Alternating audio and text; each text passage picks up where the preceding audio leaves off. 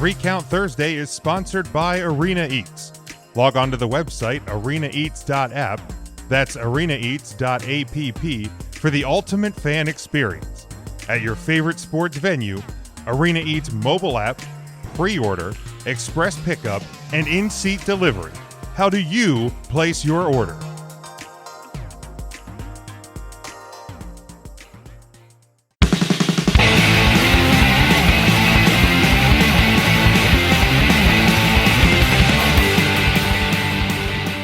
So let's go back, gentlemen, to this past Sunday night on either the WWE Network or on Peacock, wherever you choose to watch WWE Fastlane. If I can find it, where is it? Me. Now, Who watched it on Peacock? Is that what you're gonna ask? Yeah, I watched it on Peacock. Tim did. Mark, did you? I watched it on the network. You watched it on the network, Matt. Where did you watch? Network?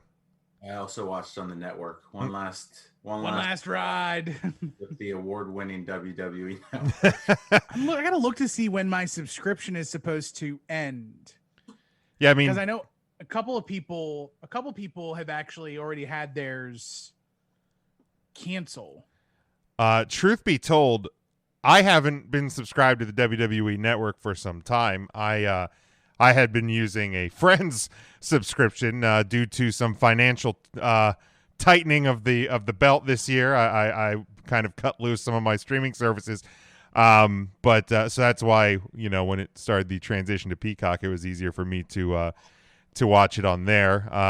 Devin said he watched it on Peacock. Scotty said he's canceling his network. You're canceling it before they cancel it on you. My cancellation date is actually the last day of the network, so I'm gonna ride it out. There you go, ride it out. I'm just gonna ride it out. Not like they need my money, but I'm just gonna ride it out, man.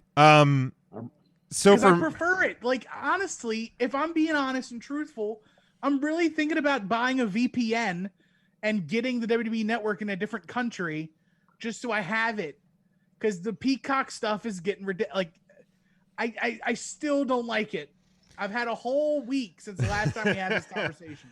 And like, granted, they've added stuff, but now we're starting with the whitewashing of I had this in news, but we might let's just attack. Talking about it now. Yeah, let's just attack this now. So let me scroll down here to where I had it. The over the last couple days, number of readers, this was from PW Insider, sent word they found edits over older WWE material for shows that have been added to the streaming service.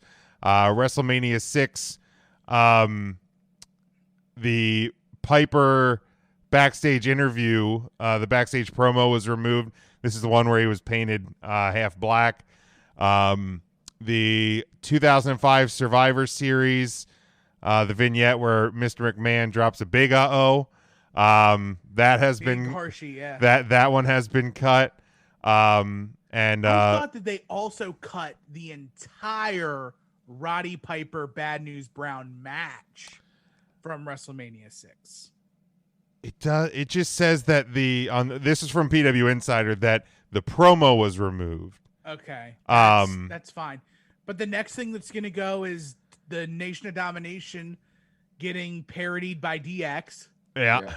Like, that's going to go. And, like, granted, some of that stuff should be gone in 2021 vision. Right.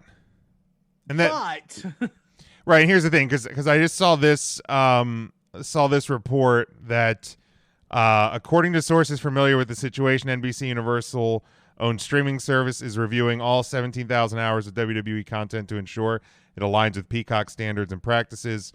WWE is also being made aware of any changes that are made. Like, here's the deal. Like, yes, there are plenty of things over the course of the history of the WWE, WWF, and other companies. I mean, stuff that's going to be put up there that, it does not work in today's world. However, I mean, I definitely have mixed feelings about just outright removing it. Like, to me, I feel like if you have like the Roddy Piper promo, or obviously the word drop by McMahon, I feel like those events should have a disclaimer at the start. Because didn't the network did that with events that featured Chris Benoit? It would say, something about so characters featured in this event.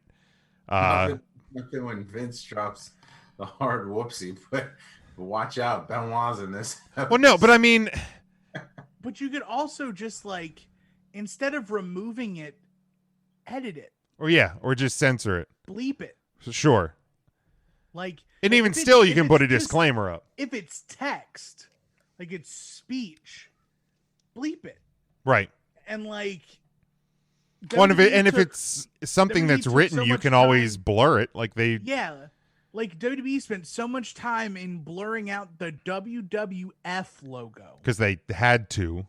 Right. So edit the stuff. You don't have to cut things out completely. It's. I mean, here's the deal. It's a fine line. It is, and I'm not saying that these things are things that should be regular occurrences, or should it be anything in our vernacular right now. But I mean, if you're airing WrestleMania 6, the backstage promo was part of the thing. Are you gonna try and edit the video that he's not half painted? What I don't know if there was any language used in the promo that was bad, or it was just the fact that he was painted, because he's still painted for the match. So, it's. I don't remember Piper saying anything in that promo that was offensive. Yeah, it's going to happen. I mean, I'm curious to see, if it's only a couple of things here or there. I mean, and it's stuff that there's a pretty good chance that I'm not necessarily going to go back and watch parts of it anyway. But I am curious to see things from the Attitude Era, how far is this wand going to brush over things, from that period of time? Because obviously, that's probably the biggest one. In terms of offenses. So it is what it is, and we'll see as things continue to roll out. In terms of the functionality of the app for the live show, I mean, in terms of my stream, it didn't glitch or anything on me, which the network has done numerous times. Now, I did see some complaints and are valid. Now, the one people say you couldn't pause it. I don't know that I've never paused a live stream, but if you came in late, that you couldn't watch from beginning and catch up. So I hope those are things that by the time WrestleMania comes around, that they take, again, as I talked about last week, to take criticisms and and change and update things. William says his friend got the Peacock and says they have too many commercials. Yeah, when you watch things on playback, if you have the $4.99 version, there are commercials throughout. And they put them in between matches. Yeah. They don't understand where the commercial placement should be. They just put them. And that's a big problem, especially it ruins the continuity and the flow of the show. Yeah. Especially a pay-per-view. TV, I understand. Sure. Because there's naturally built commercial breaks in there. But another problem I heard about Peacock, and I agree with this, is the latency of how soon after how late something would appear on Peacock. I was getting text alerts from WWE's Twitter on finishes to matches up to 2 minutes before I saw it on Peacock. Yeah. I saw the finish of the Roman Reigns Daniel Bryan match on Twitter when Edge hit the spear on Daniel Bryan, Right. or when he attacked Daniel Bryan, like that's when I saw and still, and I'm like, okay, like isn't there a guy at the Thunderdome just sitting and watching it on Peacock waiting? There should be from now on. Okay, send. Yeah, there definitely should be from now on, because obviously the network is still going to exist everywhere outside of the US. So if this is going to be a continual problem, then they need to get their timing down. Yeah, I mean, I was tweeting during the show, but I just had to not look at like my Twitter as it was rolling. Like I just had to tweet things as I saw them, not as Twitter saw them. But I don't necessarily want to have to do that for pay-per-views, because like, so, some of the interaction is like the fun part of watching these shows and interacting with people on Twitter. So, hopefully come Mania, they'll either get Peacock and the network, on time together. Now, obviously, sometimes if your network lags or something like that, then there will be a couple of seconds here or there. But when you're talking minutes, that's a problem. But yeah, the post from the WWE itself needs to be a little bit more mindful of the timing on that one. So I'm not going to go through every match, because I mean, honestly, quite frankly, the first half of the show, not counting the pre-show match, I thought the pre-show match was actually really good. In hindsight, I wish they would have put that on the main card, but really the first 3 matches on the show were awful, and I'm like, this is not good. I'm like, this show is just really flying off in a bad way, to the tune of, if we're just looking at match grades, the opening match, Nia Jax, Shayna Baszler against Sasha and Bianca, I gave the match a D+. I thought awful. It was better than their other tag match. I hated it. You hated it, and it still got a D+. Not even an F. I mean, come on, Matt. This is a WWE show tried here. Hard. I mean, come on. I can't. It's got to be real bad for me to give a WWE match a F. Come on. Let's not get ridiculous here, Matt. Get your head on straight. But like I thought the show turned around with Rollins and Nakamura. I thought that's where things really started to pick up. But to me, I mean, the no holds barred match was great. I loved Bliss and Orton. Obviously, the return of the Fiend.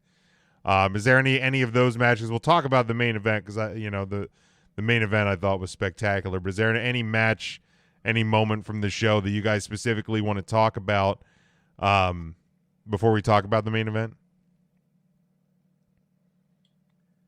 I want to know your problem with Big E and Apollo. Aside from the finish. Aside from the finish. I think that ruined it for me, because beyond that, it was a fine match. But then at the end, everyone was just like, "Wait, what happened?" Yeah, I mean, it was just short. The finish was, I mean, something. I don't know if it was a mistake, or if it was, if it was supposed to happen that way, so we get to a possible rematch at Mania. I don't know, but it was too short. It was too short, and the end, the end was botchy. It's unfortunate, because I was, that was a match I was looking forward to. Okay. Beyond Damian Priest versus Lashley, that was Jim's second dream match for WrestleMania. It was. Yeah. It was.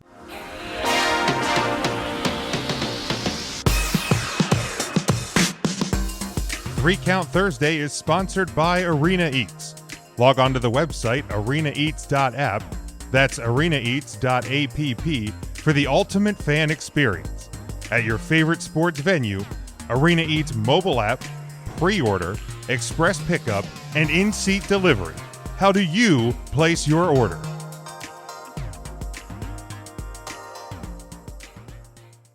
I thought the Bliss Orton everything about that I thought was perfect.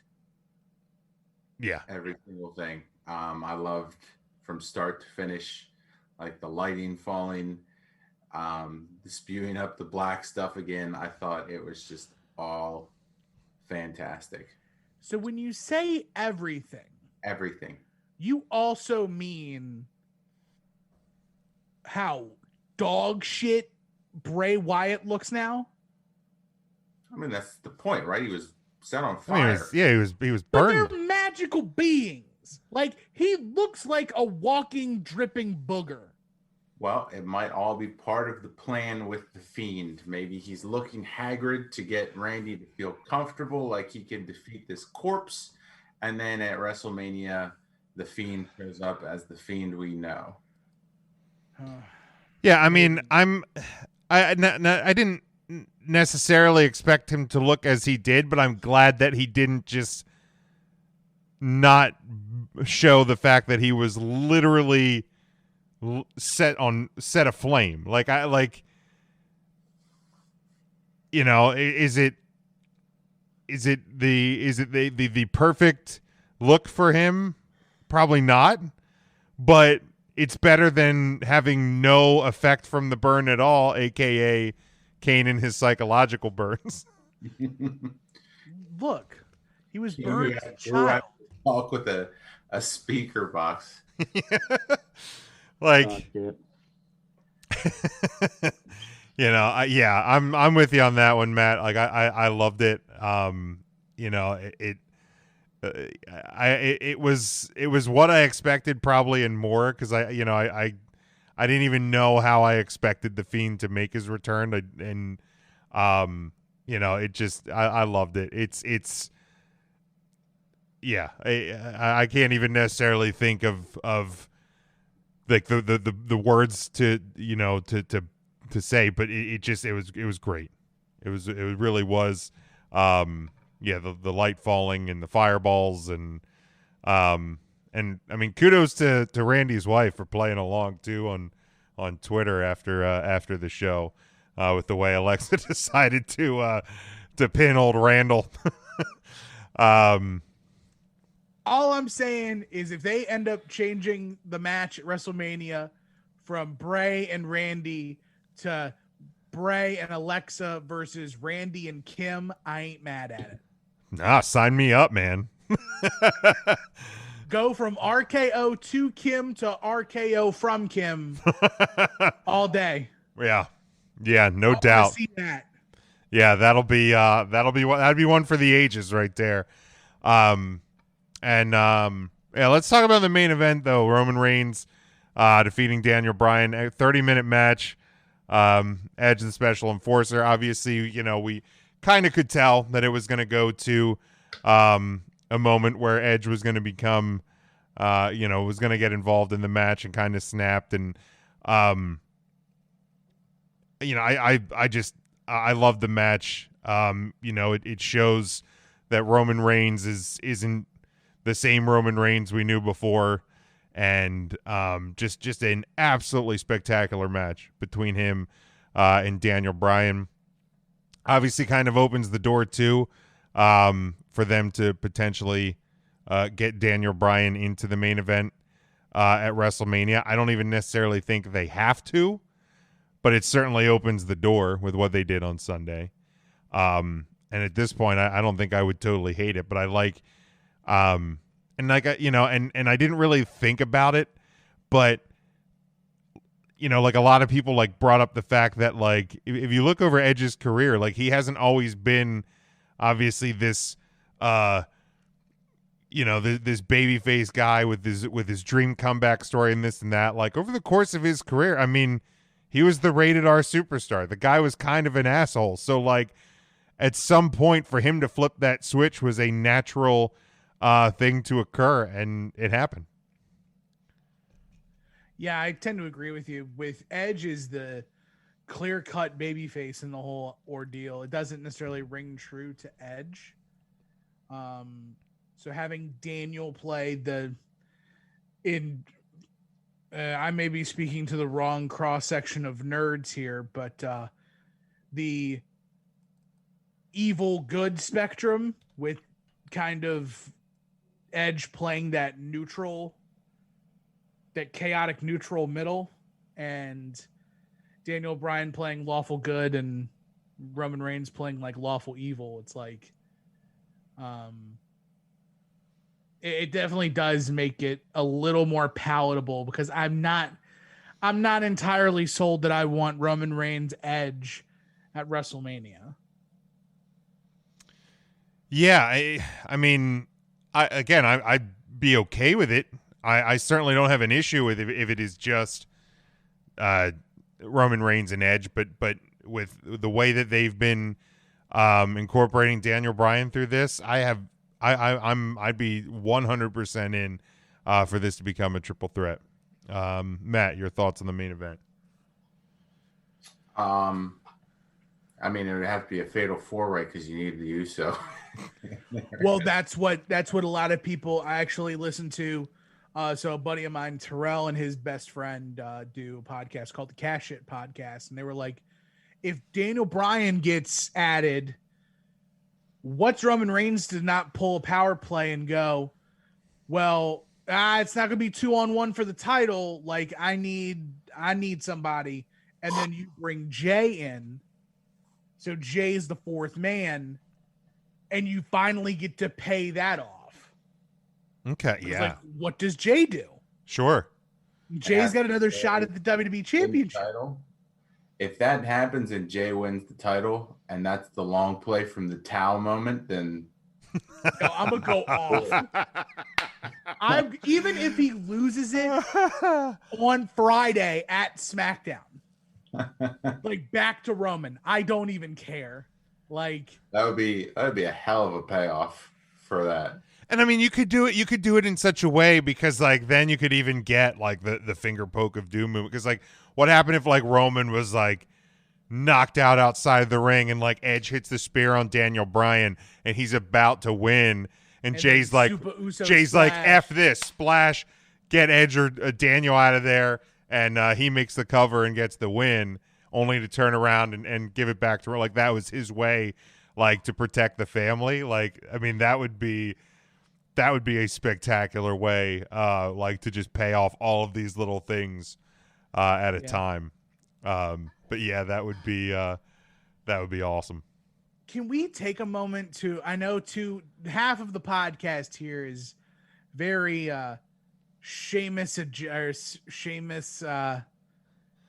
What's the word I'm looking for? Anti-Sheamus. Yeah, like on the adverse on the right side of the, as you're watching, the right side of the podcast is not a Sheamus house. How'd y'all feel about those two big meaty men bumping meats and beating the shit out of each other for 19 minutes? I enjoyed that match. I thought it was great. I'll certainly eat my. I was trying to think of like a potato reference there. I'll eat my haggis. I'll eat my fries. But yeah, I thought it was a good hoss fight. I mean, they did lay it on a little thick with the Scottish and Irish references. But I mean, the match. What are you talking about? We literally had Mel Gibson from Braveheart in this matchup. William Wallace. But yeah, I thought like it traveled well around the arena. I liked that aspect of it too. I thought that match.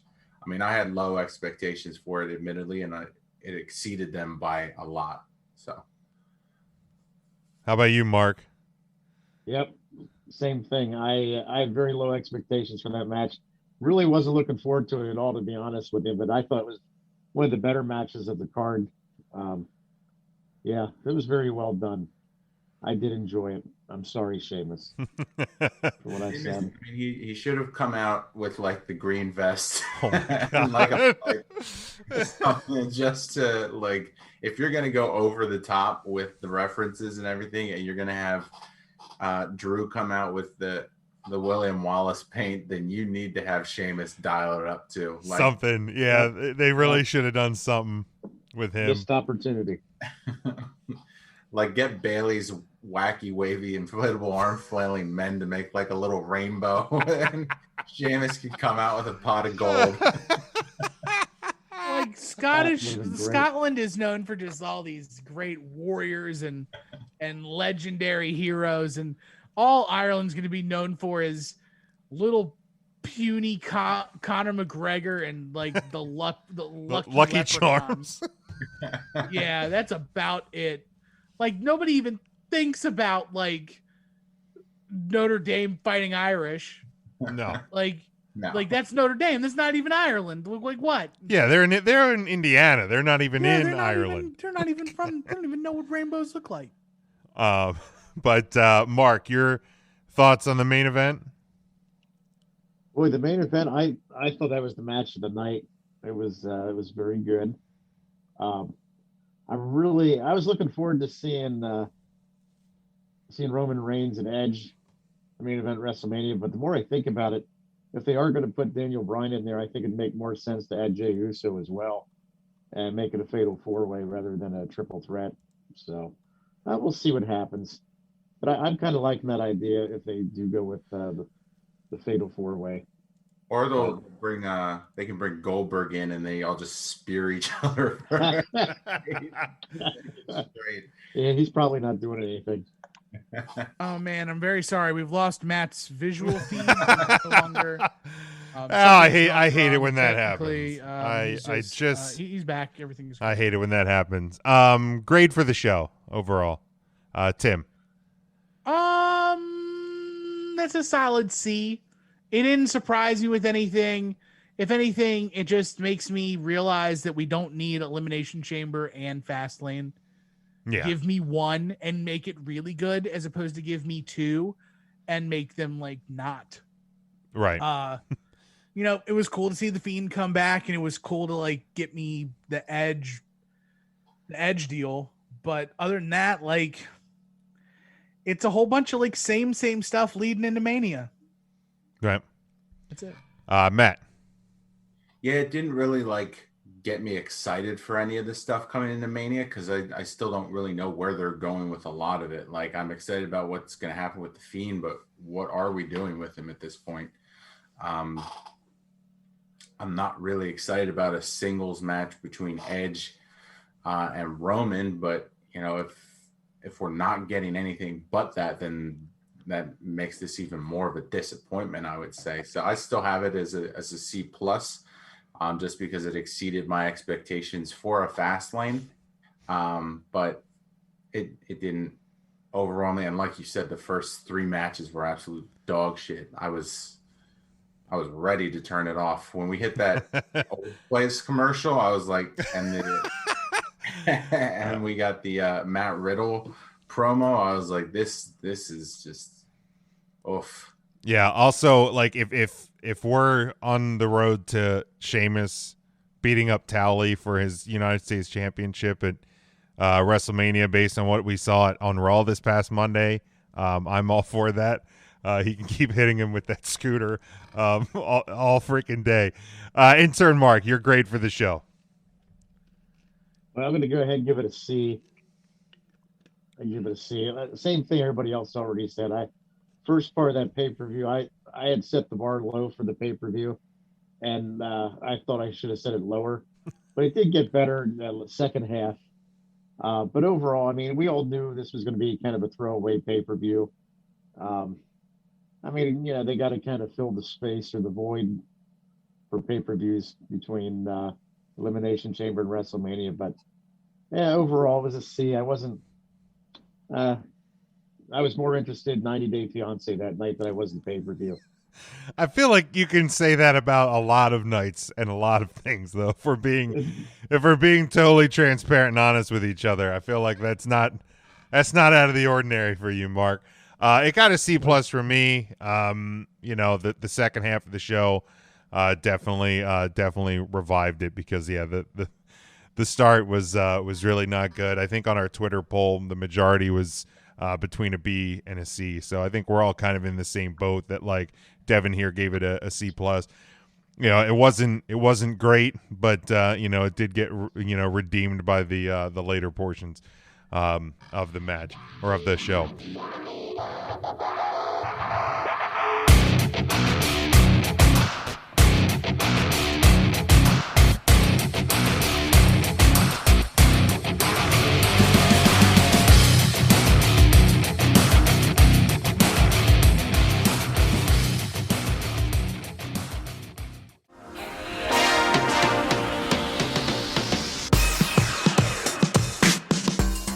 Three Count Thursday is sponsored by Arena Eats.